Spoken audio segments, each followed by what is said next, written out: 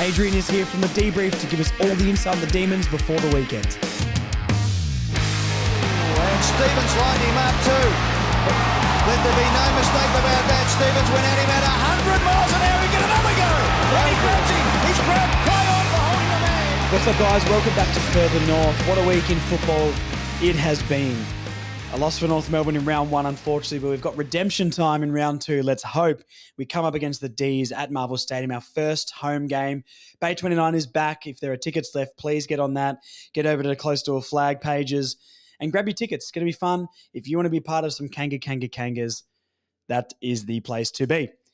Big interviews coming up. We've got Adrian from the DeeBrief is joining us to talk all about this game coming up. He gives some really good insight on some of the injuries the Dees are facing, how they played, and how he believes they'll stack up against our team, especially the midfield battle. So what we're going to do now, we're going to get straight into that interview. We're going to come back with the live team reaction. I've not looked at the teams yet.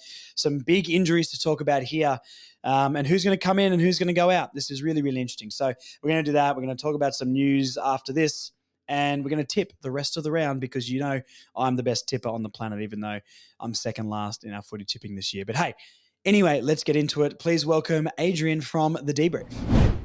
Welcome back to another preview podcast, everyone. We've got the Dees this weekend, and when we're playing the Dees, we've got to get big guests for the Dees. So the DeeBrief is here. Adrian, how you going, mate? How's life, and how are we feeling about Dees and North on the weekend? Can we take a step back? Big guests. This is not a big guest. It's as big as it gets, mate. What are you talking about? No, it's absolutely not. No, that was very kind of you, but it's certainly not the case. How am I feeling?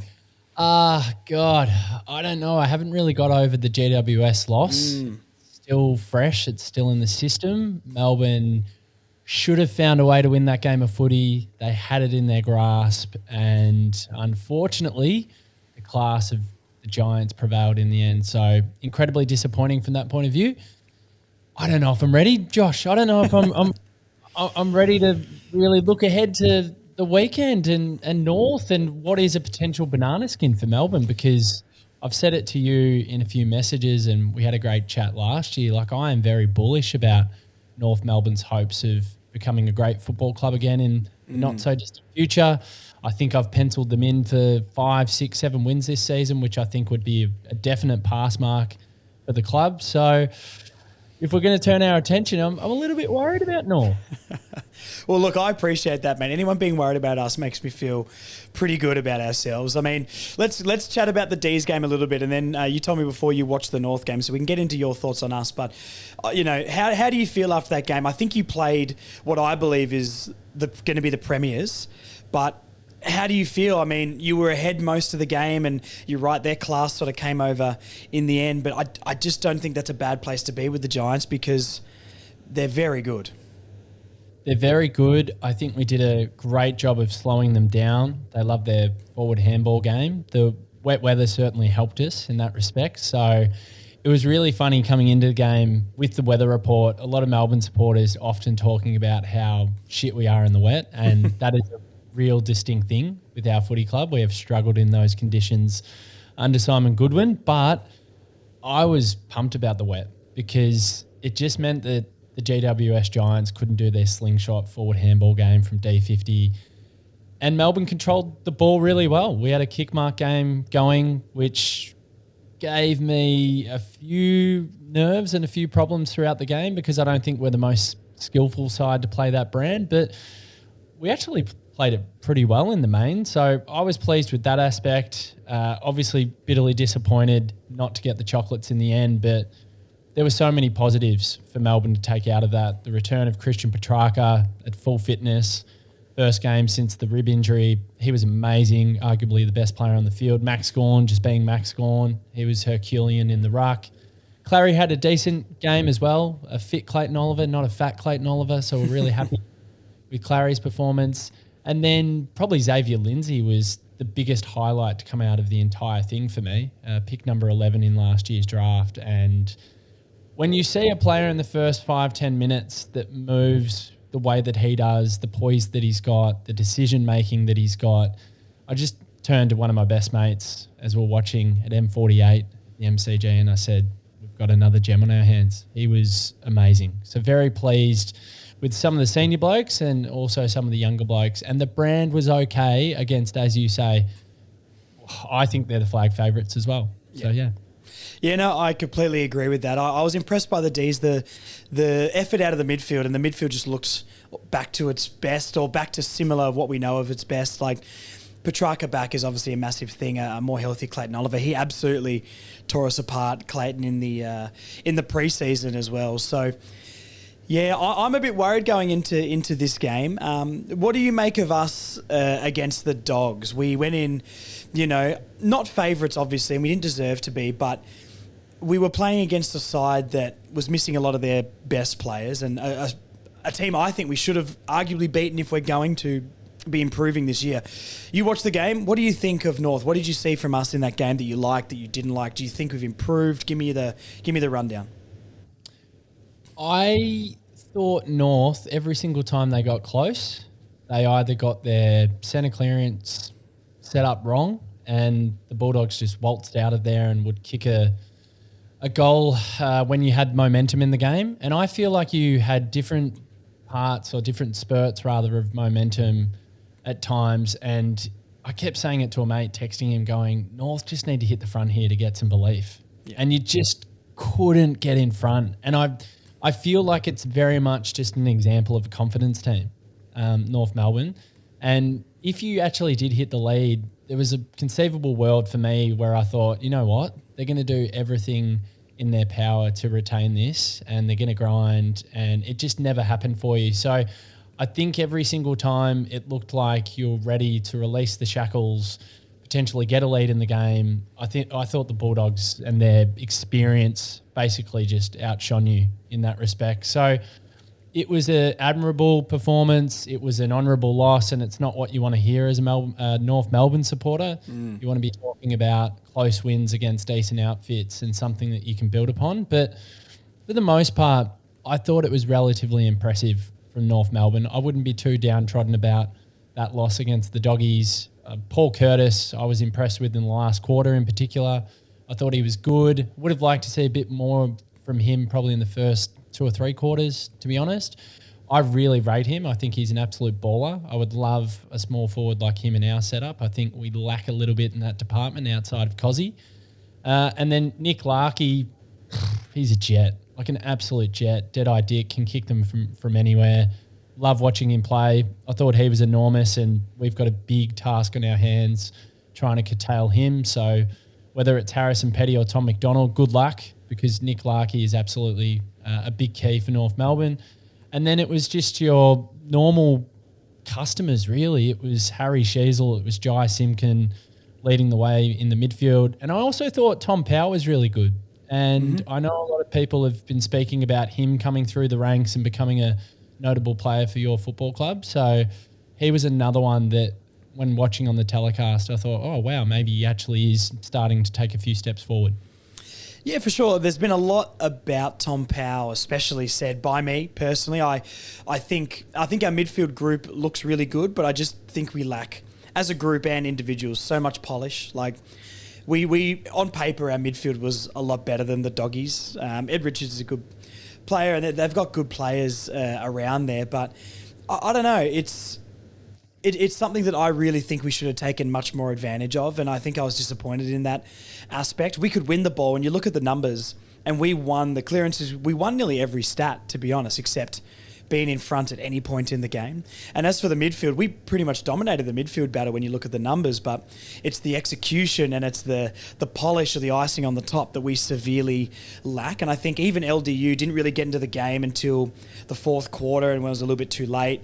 Tom Powell chugged away and was good through the game, but once again lacks that polish to finish the job. There's a lot of bombing into the forward 50. And the fact, if we could ever kick to a lead, like you kick 10 a game, the fact he gets 4 or 5 a game and we're putting on his head and he can't take a contested mark is crazy. But look, I like what you're saying about North, and it's interesting to me that it comes across that way for maybe a neutral fan, because obviously I'm more emotionally invested, and I was a little bit disappointed by the performance because I think they were there for the taking. And I guess the one problem coming out of that game is I don't know where to set the expectation because their midfield was so compromised. So, look, I think we structurally we held up better than we did last year. We didn't get too far down. We didn't get blown out. And when we did get 3-4 goals down, we came back and gave ourselves a chance the whole game. We just couldn't get in front, like you said. We just couldn't get in front, and then the confidence isn't there, and you can really, really see that from our team. So as for the game on the weekend, it's really, really interesting because I think I don't know what to take from the Dees being in the wet. I mean, we don't know how sharp they are out of the middle because the wet neutralises a lot of football, and for us, we played against a pretty undermanned Dogs team and struggled. So it'll be an interesting clash on the weekend. How are you feeling about it? Is this one that you're expecting to win? It's at Marvel as well, which I don't know when the last time North and the Dees played at Marvel. So how are you feeling about playing us there, and how are you feeling about the game in general? Confident, or have you got some little worries? Yeah, there's little worries just with our bottom 6 players. So I spoke about it on a review show earlier today. I just feel like with Melbourne, we're still going through a bit of a transitional phase. We're trying to pry open that next window of genuinely contending for a premiership, and I think that's probably 2 years off, if I'm being honest, and I do believe we can get there. But our bottom 6 players, you're looking at blokes that we've picked up from VFL level, Werribee players. Of course, our very good last year won the flag at the VFL level, but you've got guys like Aiden Johnson, Jack Henderson that came in. Xavier Lindsay was incredible, but again, he's playing his second game of footy on the weekend against North. Harvey Langford was a sub, but maybe he gets a shot. And then it's guys like Matt Jefferson who have been waiting for their opportunity, who also debuted on the weekend. Don't know if he's physically at the level yet for AFL. I reckon he needs another year, and we might just blood him this year in the seniors and then see how he turns out next year. And then another debutant who came in was Harry Sharp, and discarded from the Lions and got a genuine tank on him and can run all day, but again, just didn't have a massive influence on the contest. So it's that bottom 6 that troubles me a little bit. I just feel like it's so disproportionate between our top brass of player and then players, say, 18 to 23 in our team. And that's what worries me. So if stars like Gorm, Petrarca, Oliver, Viney, Lever and these types of guys, if they're not having great days, like if you throw a blanket across 3 or 4 of those blokes and North are doing a job on us and lowering our colours, then I just can't see that lower calibre of player being able to dig us out of tricky situations. And I think it could become a tricky situation if our absolute guns aren't at it on the weekend against North Melbourne. So that's the peril for me. However, if I'm being real, every Melbourne supporter that goes to Marvel, and not many do because it's such a long way for us to travel. 2 stops on the train, that's wild. 2 stops is ridiculous for a Melbourne supporter. There's no way from our 2 engines. So I think we're all expecting to win because probably of what I'm alluding to there, all of our top liners, and I know North Melbourne have got some really good top liners themselves, but I just think it's that experience of winning games of footy. Jake Lever, Max Gawn, Christian Petrarca, Clayton Oliver, the list goes on. I think that'll probably be the difference in the end, and that is the reason why we go into this game on the weekend. You're like, well, okay, we've got more experience, we're more mature, we've won a lot of games of footy. Even last year we won 11 games and finished 14th, which was rather strange. And North Melbourne don't have that winning feeling yet, and you can just tell they are such a confidence team. Just don't want to be in a situation with North Melbourne where it's early in the 4th quarter and the scores are almost level, because that's where I feel like you might just let it rip and go, well, we may as well go for broke and be brave and try and take our opportunities through the corridor and blah, blah, blah. So that's the game we don't want to get ourselves into. So my hope is that we can at least, in some respects, try and kill it by the end of the 3rd quarter and not give a team like North, who are on the rise, a sniff.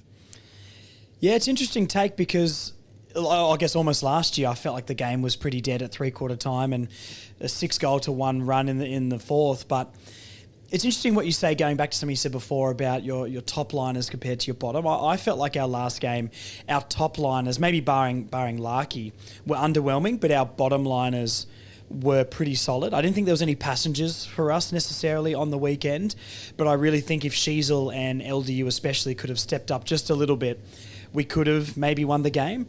And it's interesting what you're saying about you don't want to be in a situation where, we're going in pretty square at three-quarter time, because that's the time where that's what happened to us against the Dogs. We were about a goal down. And then they came out and in about 20 seconds kicked the first three, and then made it an uphill battle for us, which just deflated our confidence. Like you're saying, young team needs confidence to build. So, look, I think it really poises things pretty evenly for the game, but I do expect Demons fans, and they should, to want to rock up and see a win. There's no reason why we should be favourites at all. We've got to earn that and we've got to deserve that. So I think you should feel pretty confident going in. I'm definitely not feeling super confident, even though I do think maybe structurally or, our lower line players are improving a little bit. A question I've got for you for the game of the weekend. Stephen May didn't play. Do you know what's going on with him? I heard there was something, was it a fracture or something, or am I completely off there? No, you're not off there. The injury, I think I saw a throat injury or a larynx or something of that nature, which is quite strange. And the reason why it is weird is because I hadn't really heard of that or maybe seen that in many, many years. And Max Gawn had the same injury in the preseason and missed about 4 to 6 weeks with it. So Stephen May's a tough bastard. He's come back from rib injuries after a week when he's expected to miss a month. Yeah. So he's a crazy bastard. I would expect, judging by the commentary that I've seen on Twitter, Mitch Cleary tweeted 2 to 4 weeks. With Stephen May, you typically just go, okay, that's 2. So the time frame is 2 to 4, but I would expect him to be back in a fortnight. He'll miss the game against North. Okay. He'll miss the game against the Suns the week after, and then we've got to really hope that he's back for the Cats in round 4 down the highway, because that is terrifying. That is a scary, scary place to go. I've had some awful times down there. That's literally the worst road trip in footy, to be honest, is going down to the Cattery. They look pretty scary. Okay, but I didn't know that he was going to be out against North. Cozzy's still out. I think he's out 3 games, correct? And then May's going to be out a few more. So, I mean, look, our forward line was something that I gave us a big tick on last week. Zerha, except for accurate kicking, got off the leash a lot and had one of his better games.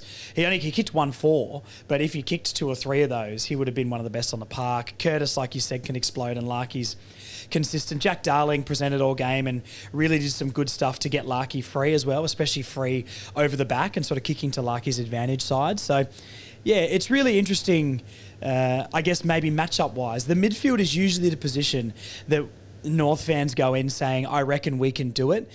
But coming up against the Dees, that, if anything, it's 50-50, if not you guys slightly have the advantage with Petrarca being such a gun especially. So it's going to be an interesting game. What's one way you reckon that North Melbourne could take advantage of the Demons? Do you have a weakness in your team that us as a team might be able to take advantage of?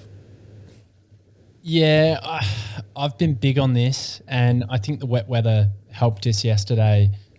I don't think we're the greatest team in the ground ball game when the ball hits the deck in our defensive half. Mm-hmm. Jake Lever, Stephen May, who's not playing, but Harrison Petty, Tom McDonald, these types of guys, Blake Howes as well. Christian Salem's another one to throw into the mix. I think we really struggle when the ball hits the deck, and it's typically the small to medium forwards that get off the chain against us. We've seen that a lot over the journey. Guys like Jamie Elliott for Collingwood, Sonny Walters for Fremantle, they just have a field day. Tom Papley as well from Sydney. It's those types of explosive players that we struggle against, and that's probably my biggest concern coming into this one. A lot of those players I mentioned, I hate to say it, but turning circle of a truck. If North Melbourne can bring it to ground and they can go to work, they can pressure up, they can try and get their smalls into the contest or their medium-sized forwards, that's a good way to hit the scoreboard against us. So that's probably a big thing I think that North will be targeting on the weekend against us. And it's guys like I mentioned before, Paul Curtis is one. Cam Zerha is very nimble, a great athlete. When the ball hits the deck, he comes to life. So I'm a little bit worried about those blokes. I'm not necessarily worried about tall timber. Like Nick Larkey is an exceptional footballer. However, I'm bullish about Harrison Petty or a Tom McDonald potentially doing a job on him and keeping him to 2 or 3 goals. I get more worried about those smaller blokes. Okay, that's fair. I would say the smaller blokes are a little bit of a weakness of ours anyway. Like Curtis can play that role, but I think he's patchy within games and we want more consistency. Zerha could, and almost like last game, be the make or break for us or be the match winner, which he nearly was last time. We debuted Constanti as well, who wasn't much of a goal threat, but put on incredible forward pressure. And Robert Hansen Jr. playing up the ground a bit higher, but he looked all right as an AFL player after being on the list for a few years now. So that's interesting. What do you think? What's a way that you think you could beat us? What do you think North's vulnerabilities are from the game you watched on the weekend? Definitely midfield domination. Gorn, Petrarca, Oliver, Viney out of the middle. There were some amazing passages of play from Melbourne, especially at the start of the third quarter against GWS. It felt a little bit 2021 out the front of the stoppage, grand final, Luke Jackson doing his thing. Luke's coming home. I can't wait for that. Do you want him back? Do you want him back after leaving? Yeah, okay. I'm surprised. I got a few Dees fans at the barbershop I work at and we talk and I'm like, you're just getting back the old girlfriend, are you? What's going on? He wanted out, he wanted to bail and you're like, get out of here. And now you're like, oh no, I forgive you, mate, come back. Yeah, no, I want him to come back. I want to give him a big smooch. So definitely want Luke Jackson back. I think he's an incredible footballer. He's a unicorn. So I think midfield-wise, particularly under the roof at Marvel, if those blokes get to work, it could be a very tricky day for North Melbourne. And it was great to just see us linking up through forward handball, out of those centre clearances, kick some ripping goals because of some of that work from our midfield bulls. And I'm hoping and expecting a similar thing on the weekend. So, yeah, it seems really simple to just say midfield domination and talk about some of those players that it feels like they've been on our list forever.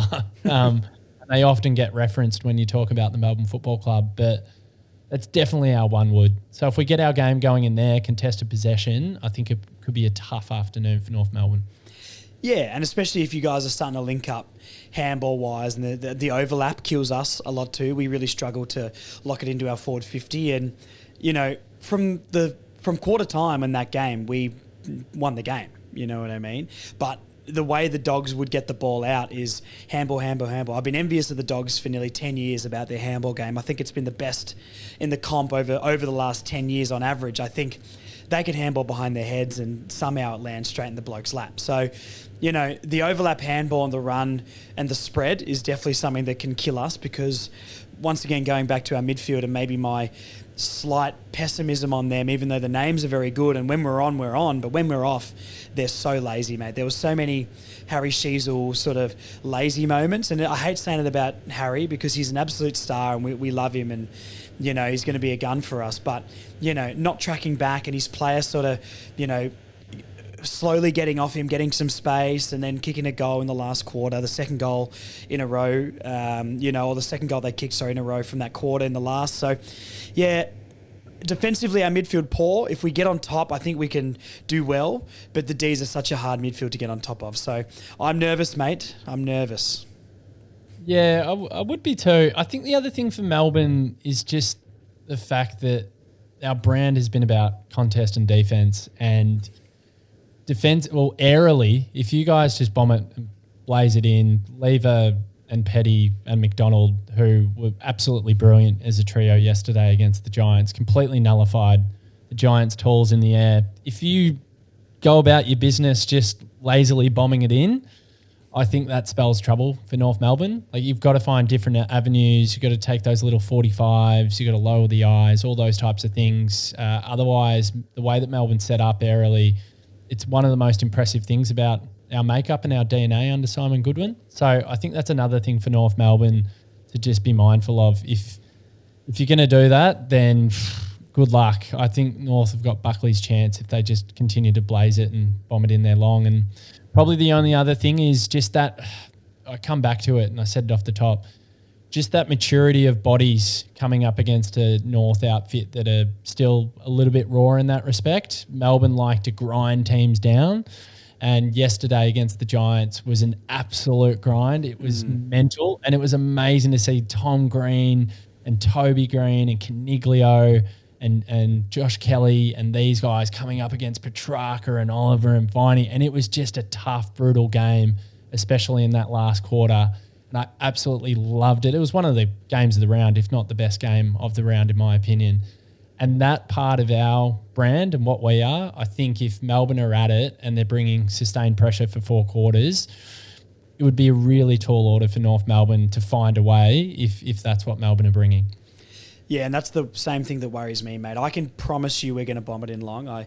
I've said this for 2 years, and I just don't understand. It has to be a coach's directive at this point. I think the one thing that baffles North fans more than anything else is why do we just consistently bomb it in long when I think we've got one of, if not one of the, definitely one of the best, lead up forwards in the game, in Nick Larkey. How do we do this? Darling showed fantastic signs in the preseason. Zerha's a pretty accurate kick. Obviously on the weekend he was off, but in general he is. So if we are going to do anything, I think our forward line can get on top of your back line. The unit works well, but I maybe am not blown away by the individual names as who could guard some of our medium-sized defenders on a Curtis and a Zerha. So I think you're right. The talls, Lever maybe one-on-one, I'm not as sold on, but McDonald's a big body and you've got big presences down there. So, if we can actually kick to a lead and utilise Curtis and Zerha, I think that's how we win the game. Our backline, we've got a lot of injuries, and I don't know about weeks or anything like that. I don't know if there will be weeks.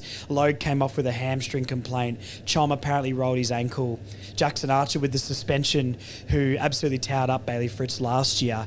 Because Fritz could get off the chain if Jackson Archer's not there. Who the hell guards him? So, our backline is maybe the biggest question injury-wise, but I also think maybe the weakest line of the D's is the forward line.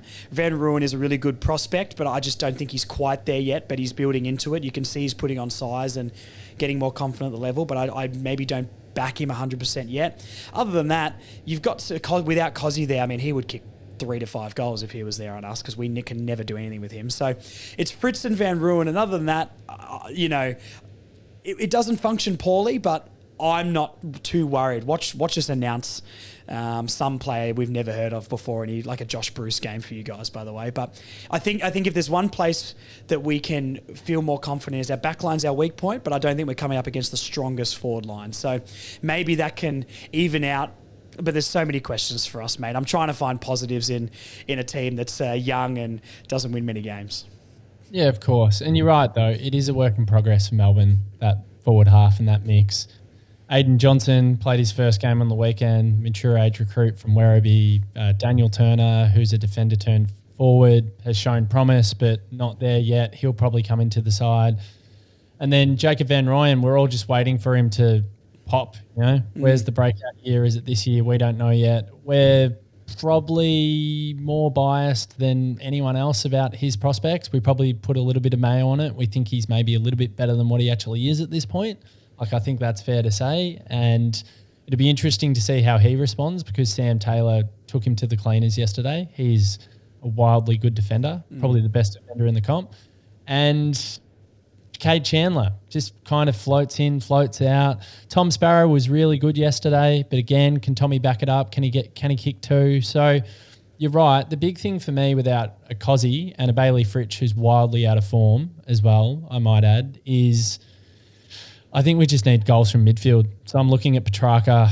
I'm looking at Oliver and Viney to bob up. I'm looking at Langdon. I'm looking at Tommy Sparrow, as I mentioned, as a high half forward. I think we're going to need them to chip in because I'm not necessarily sold on our forward line mix functioning yet, and I think it's going to take time. Yep, no, that's fair enough. Let's go to a prediction then. Let's finish it up here. Give me who wins and how many. What did you lose by on the weekend to the Doggies? 16? 16, I think, yeah. I'm going to go with 16 again.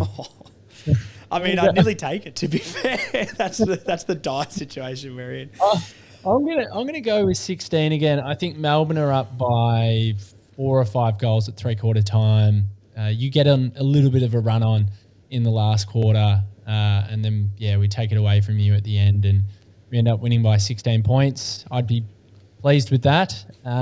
Do you want a bog or what are we doing? Just go for it. Why not?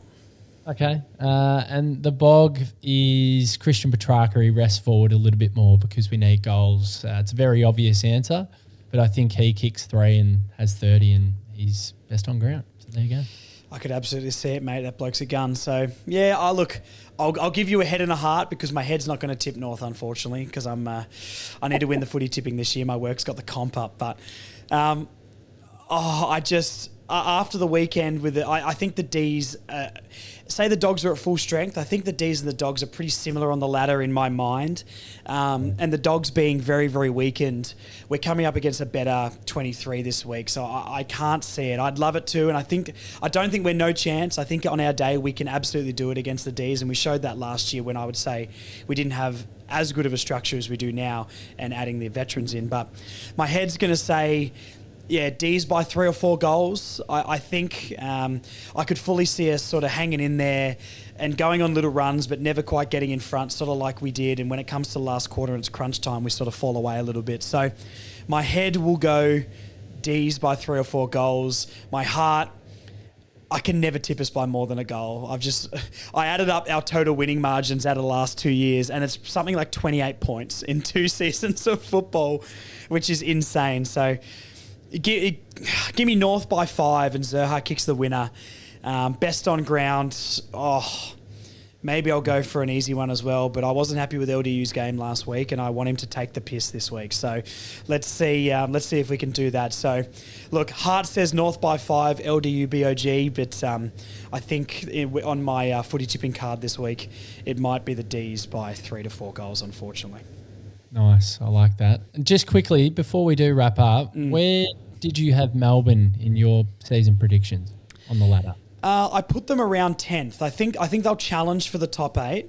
I don't think the off-field stuff, it feels like a long time ago. It's been ages. You've got your list back. You got Petrarca back. So, look, I think you could make the top 8. I think they'll end up being 7th to 12th in that bracket, and I think you might just fall short.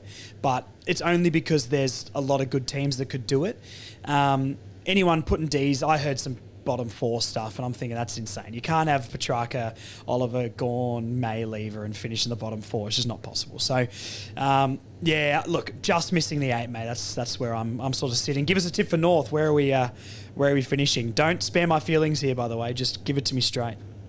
16th, but you'll win 6 games. I'm the same. I think it's very, very likely, and especially after the weekend. I mean, West Coast got pumped, which is fantastic. Tigers, we'll wait and see. Blues were worse than the Tigers were good, I think. So, look, the bottom 3, I think, is the bottom 3, and then there's still a bit of a gap, and then you can go up to your St Kildas or, Gold Coasts or whoever you want to put in the Essendons and that sort of bracket. So, look, we'll see how it plays out, mate. Are you getting down to the game on the weekend? I think so. I haven't tipped it off with the boss yet, so I'll chat to her later when she comes home with the children from daycare. So we'll see if she allows it. That would be great.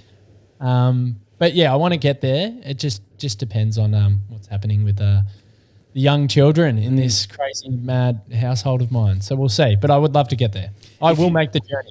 Absolutely. Well, if you're there, mate, get the driver to drop the Benz off and drop you off outside of Marvel Stadium. He wouldn't be used to parking under the stadium as well. There's a lid on it. He wouldn't know where he is, to be fair. So, look, if you get down there, keep an eye out for Bay 29, mate. We're going to have a bunch of North Nuffies in there, and we'll throw out some Kangas. If you're up by 50 at halftime, come down to the Bay, and we might get you to lead a Kanga for us as well.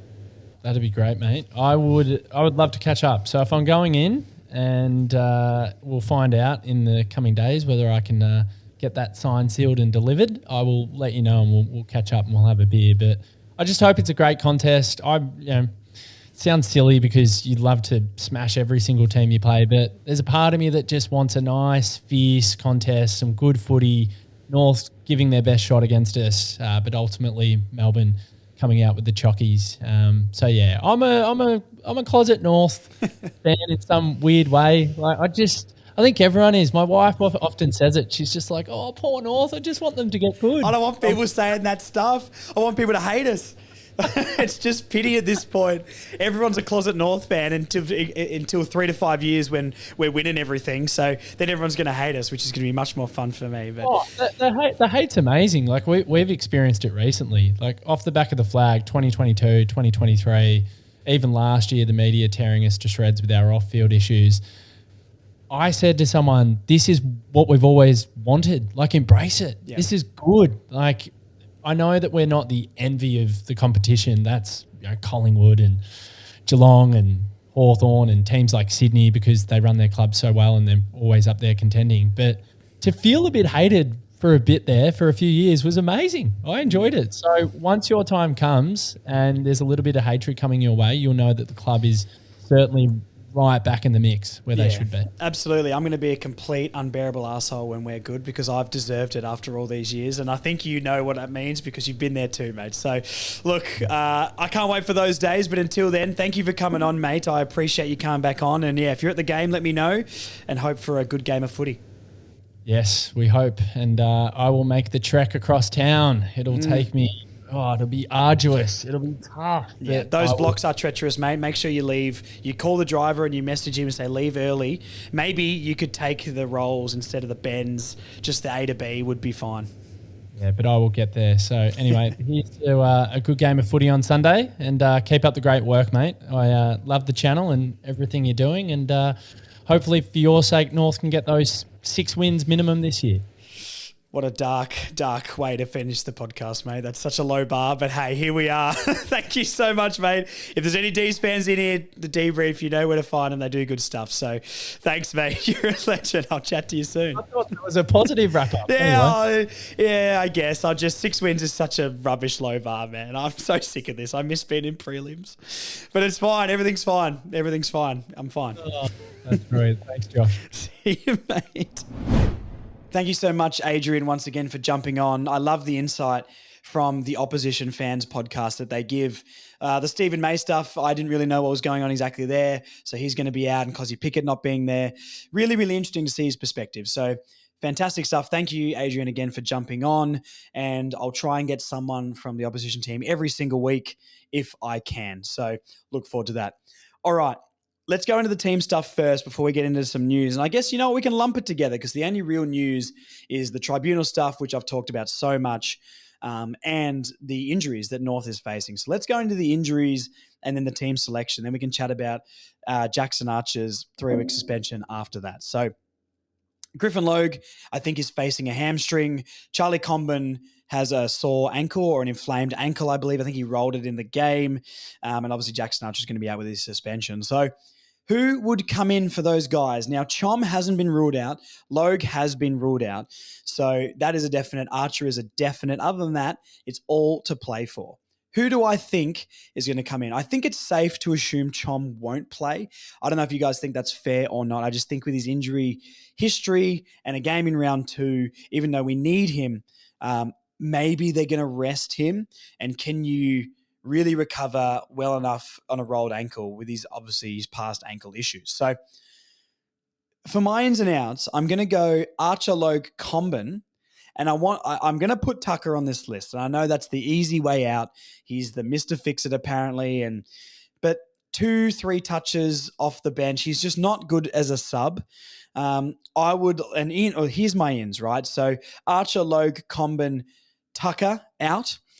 And I would like Will Dawson, Riley Hardiman, Zach Fisher, and Eddie Ford to come into the team. Now, Cooper Harvey kicked 6 goals, apparently, in the VFL practice game. I think Eddie Ford's a little bit more proven at AFL level, and I think that's why I would go Eddie Ford over Cooper Harvey. I'd like to see repetition from him in the VFL before he gets his chance.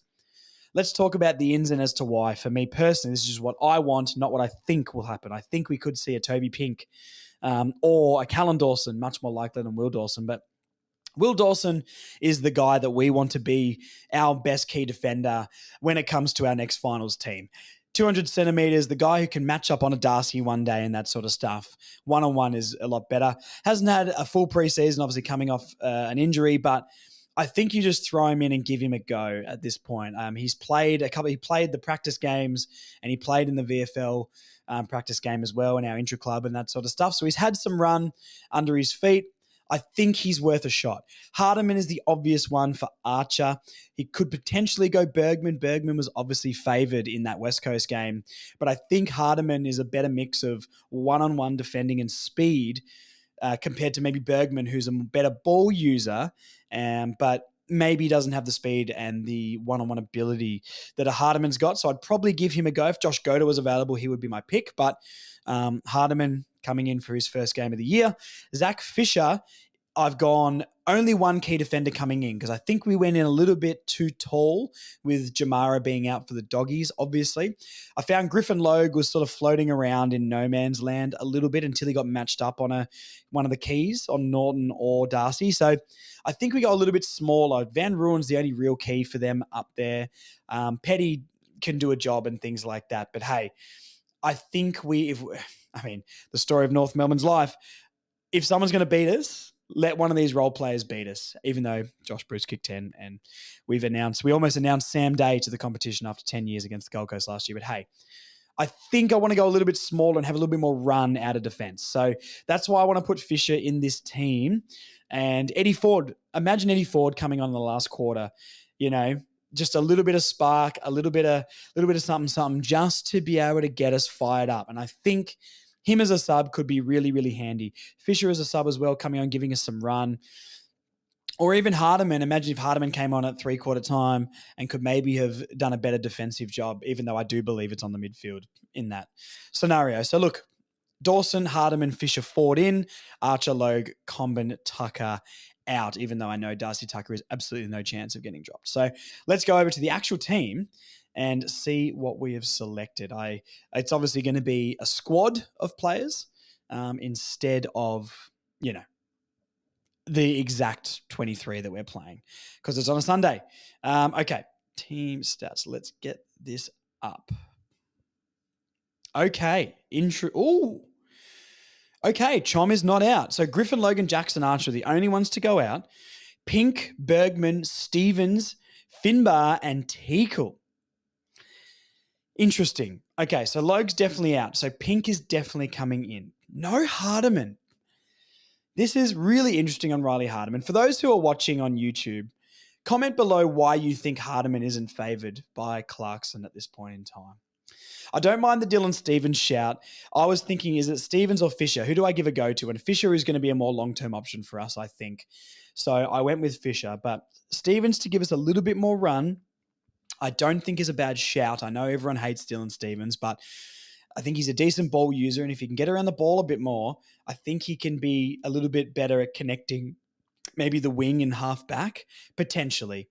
I'm off the Dylan Stevens train just a little bit, but I still believe he can contribute. But anyway, Bergman sort of floats between a key position player and more of a Riley Hardiman type. So I'm not surprised he's gone with Bergman. I'm not really surprised he's gone with Pink.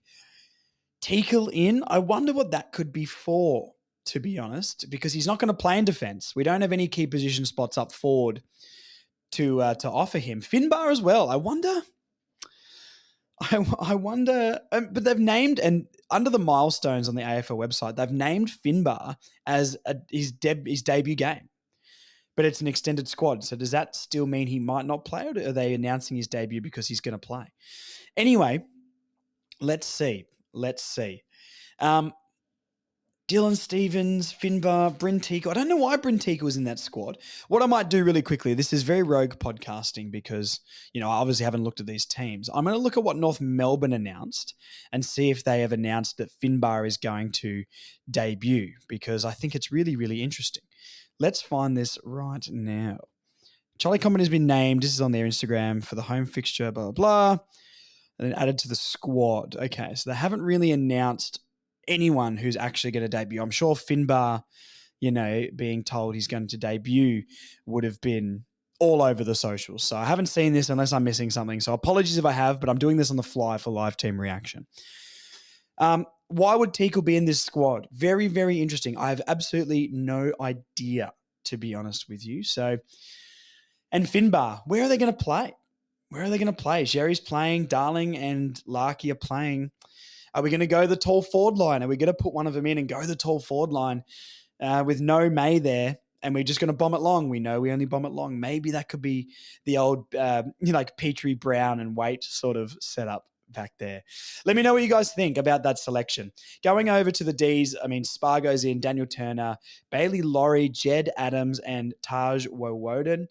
Don't know too many of those guys, to be fair. Caleb Windsor is out and Aiden Johnson is out. Spargo is really the only one I've seen much of. Jed Adams' debut game as well. So interesting to see how we're all going to line up. Obviously, the names there for the D's, Oliver, Petrarca, Viney in the middle. It's going to be a crazy battle. Have they named anyone? I've got the team up here. Have they named anyone of those guys? No, Teakle, Finbar, Stevens, Bergman, they're all on the bench. Okay.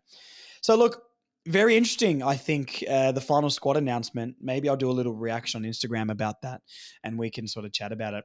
Let's talk about Jackson Archer because last year he absolutely towed up Bailey Fritz, who's not the player maybe he was back then as well. I mean, I think he's a really quality player and watch us announce him back to the world. But, you know, Fritz is a little bit out of form and Jackson Archer did an absolute number on him. And that was one of his breakout games last year for Jackson Archer. That's probably the first Jackson Archer game that we really did. So let's have a look here. Who probably plays on him?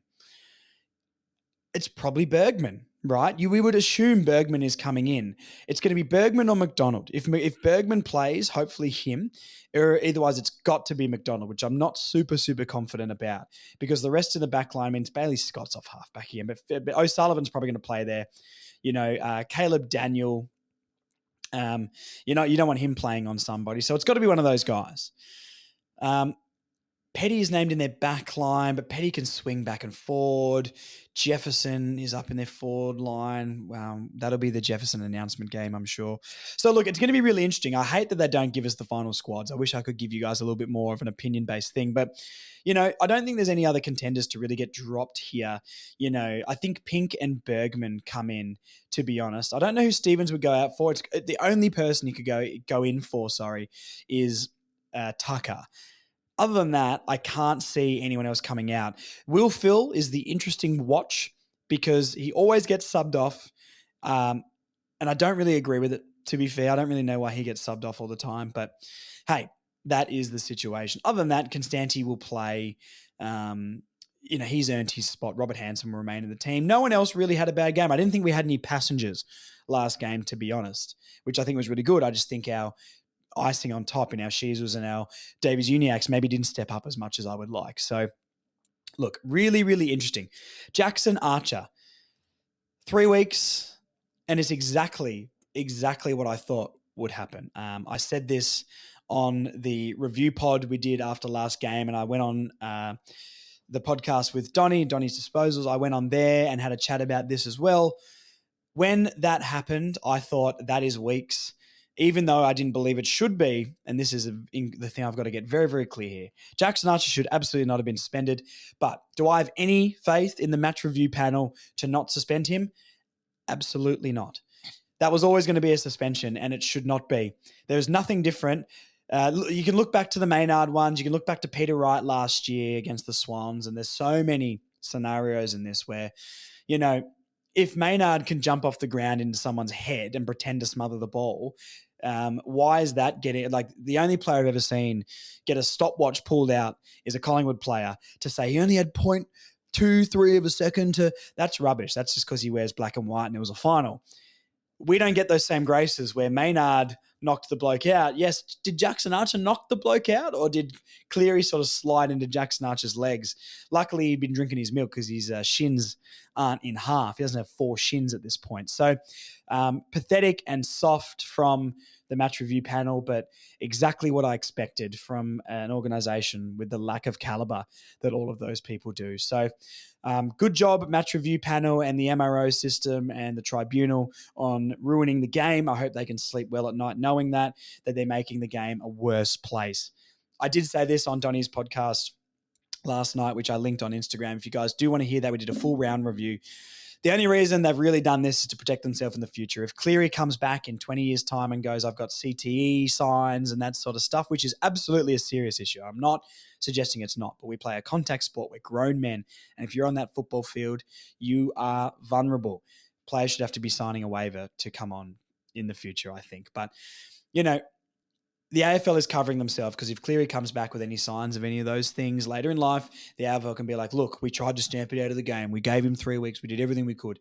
It's all just legal garbage, guys. So, look, strap in for a year like that. No, you're not allowed to go at the ball anymore. You're not allowed to contest the footy anymore. But we've known that's coming for a couple of years because the last 2 years and 3 years going into this year clearly again was pathetic from the MRO. So, rubbish.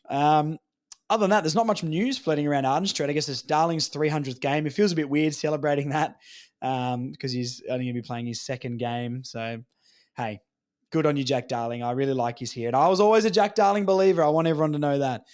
Go back and listen to the podcast and you'll know the receipts. But, hey, we've all been there. We've all felt bad about signings and nothing wrong with changing your tune and getting on board because he's been pretty good. And let's hope he can free up Larky to kick another 5.